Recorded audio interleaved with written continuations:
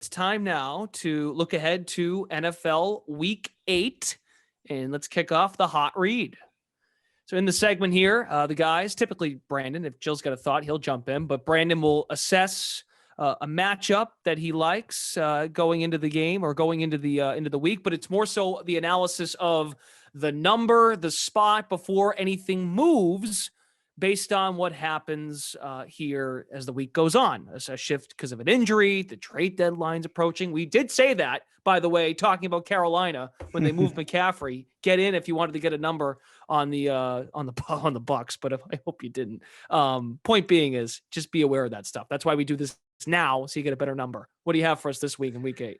Yeah, you mentioned McCaffrey. I'm going to go back to that one. So we brought up actually in relation to this game. I will take the Falcons still against the Panthers. Right. I apologize. You're right. You mentioned this game. Okay, go ahead. That's what it was in reference to. So I want to double down on it because I want you to know if you're the listener, if you didn't bet this yet, or if you did and you want to add to it, I'm with you. I am still on Falcons next week, -6 against the Panthers. I still think this is on the wrong side of the key number. Look, the line basically didn't move today. And that is telling. The Panthers blow out the Buccaneers. The Falcons get demolished by the Bengals. And the books are like, yeah, let's leave the line pretty much alone. Go ahead. Bring your Panthers money over in here. I'm not buying it. I'll take the Falcons. I think this line is going to rise. Good chance it gets to 7 or beyond. If so, Atlanta got out-talented by the Bengals. Guess who is not going to out-talent them?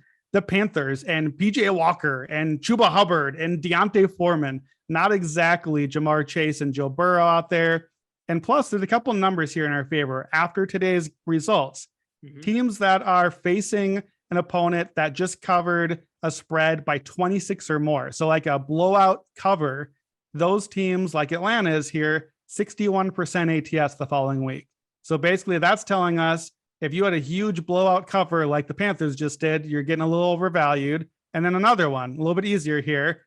If you just lost by 17 or more, like Atlanta, and you're facing a team that just won by 17 or more, again, the line has value, and you are covering 61% of the time the following week. So it's a good spot for the Falcons here. I actually like it more than I did before today. I don't like it less. I like it more. Give me the Falcons, and I trust this team.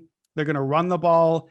They're going to take care of business. And this was, to me, not a story about the Panthers today. This is a story about the Bucs, and I think the Panthers got their exciting win. Now they go back on the road. Atlanta's tied for the division. By the time they play here, if the Bucs don't win Thursday night, Atlanta can take the division lead here. I guess actually the Panthers could take the division lead as well. So yeah, football is weird this year, guys, but I like the Falcons. Give me the -6 if you can get it still.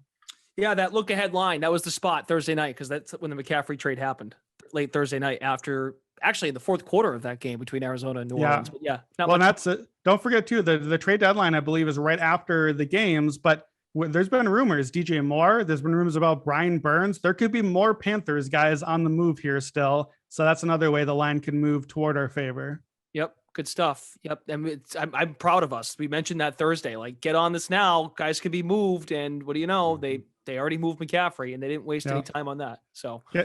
Brandon, can I give you a warm read? I got one more for you. It's not quite a hot read because you're going to I want to get this out to you because this is for the Thursday night game. I need you guys to talk me out of it if you think so. I'm ready to back Tom Brady as a home underdog on Thursday night. Now, here's why it's a warm read. It's a warm read because I don't think you should bet it yet because I think that line is going to move away. Everyone is ready to just move on from Tom Brady. It's done. It's over. The GOAT is dead. I think the money's going to come towards Baltimore. Maybe it gets to 2, maybe it gets to 3. 1, 2, and 3. Those are all key numbers now. If it moves that way, you want to wait, but we're not on here again until after that. So I'm giving you the warm read now. Here are a couple numbers I found. First of all, talked about Baltimore's passing. It's down lately. Baltimore's passing defense has been bad all year. So that's a good spot for Tom Brady to go out and get back on track, get his guys the ball. So I do think they're going to be able to pass on Baltimore. Here's a couple ATS crazy numbers for you. First one, Brady as a home underdog has only happened 5 times his entire career. He's 4-1 against the spread, covering by 14 points a game, and he's won the last 4 in a row outright as a home underdog. So that's one.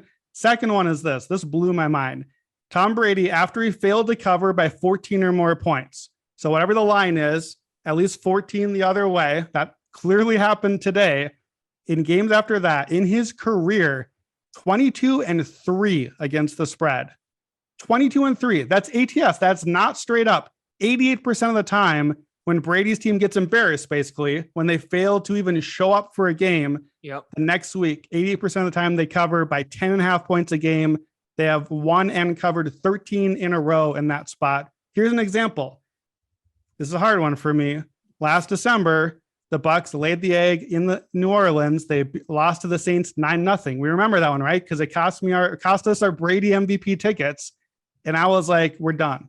Brady's done. It's over. Dude could not hit a receiver on the field. We all thought it was done. We've all done this with Brady like 10 times now. They came out the next week, 32-6. They did just fine and still, made a push for the playoffs after that. So Brady's done when he says he's done. I'm ready for Thursday night. It's a warm read. Wait for the better line. Am I absolutely crazy? So you guys talk me out of this one? I will not, because I love Tom. Historically, my fandom for Tom is high. But the simple way to look at it too, the short week might be the best thing for this team. Yep. Like, dump this tape out and just go play again. Then again, it's a good team though. I wish it was someone from their division they were playing. They're playing Lamar Jackson. That would be even better. Or even better, you just wait till they trail by 10 and then you live bet the Buccaneers, because even today the Ravens almost coughed it up. So that's true. Maybe one of the angles that I would. Well, that is part of the warm read also, is if you can wait and bet it live, the Ravens historically are an awesome first half team. So there's a good chance that you get an even better line if you want to do it live. So yeah, I think it's a good spot for Tampa Bay, and I'm willing to give Tommy another chance. If it doesn't happen here, I might have to be out for good, but we'll see. The numbers are good.